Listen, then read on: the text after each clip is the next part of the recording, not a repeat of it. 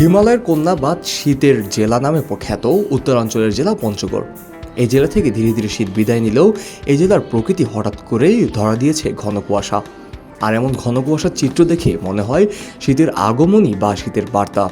চৈত্র শেষে এমন কুয়াশাচ্ছন্ন পরিবেশ প্রকৃতির অনন্য বৈচিত্র্য ফুটে তুলেছে।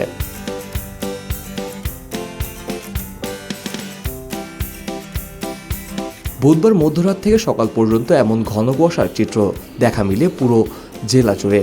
এদিকে সকাল 6টার দিকে জেলার তেঁতুলিয়া আবহাওয়া পর্যবেক্ষণ কেন্দ্র সর্বনিম্ন তাপমাত্রা রেকর্ড করা হয় 16.8 ডিগ্রি সেলসিয়াস এবং 3 ঘন্টা ব্যবধানে তাপমাত্রা হ্রাস পেয়ে 9টায় রেকর্ড করা হয় 16.6 ডিগ্রি সেলসিয়াস। বাজে 3টা 43। পঞ্চগড়ের যে কুয়াশা আজকে এপ্রিলের 2 তারিখ, এখনো পঞ্চগড় থেকে কুয়াশা যায় নাই। এত পরিমাণ কুয়াশা, গাড়ি 10 হাত জায়গা দেখতে পাচ্ছি না।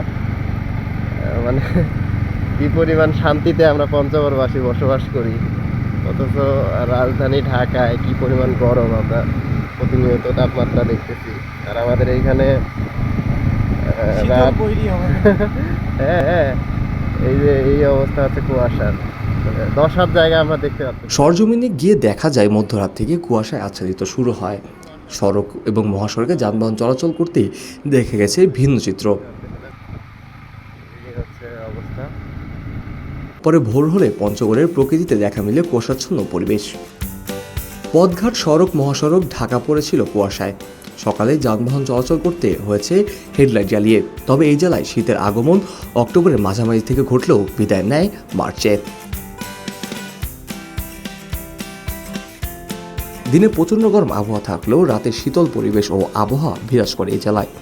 এ বিষয়ে তেঁতুলিয়ার আবহাওয়া পর্যবেক্ষণ কেন্দ্র ভারপ্রাপ্ত কর্মকর্তা জিতেন্দ্রনাথ রায় জানান, সকাল 6টায় তেঁতুলিয়ার সর্বনিম্ন তাপমাত্রা রেকর্ড করা হয়েছে 16.8 ডিগ্রি সেলসিয়াস এবং সকাল 9টায় রেকর্ড করা হয়েছে 16.6 ডিগ্রি সেলসিয়াস।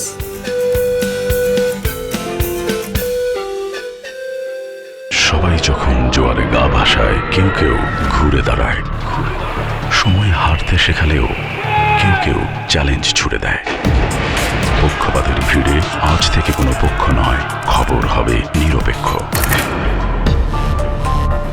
বানোয়ার তথ্যবাদ, খবর হবে নিখাদ। ভেঙে গুজবের শিখ, খবর হবে নির্ভীক। এলো খবরের কাগজ, নিখাদ, নির্ভীক, নিরপেক্ষ।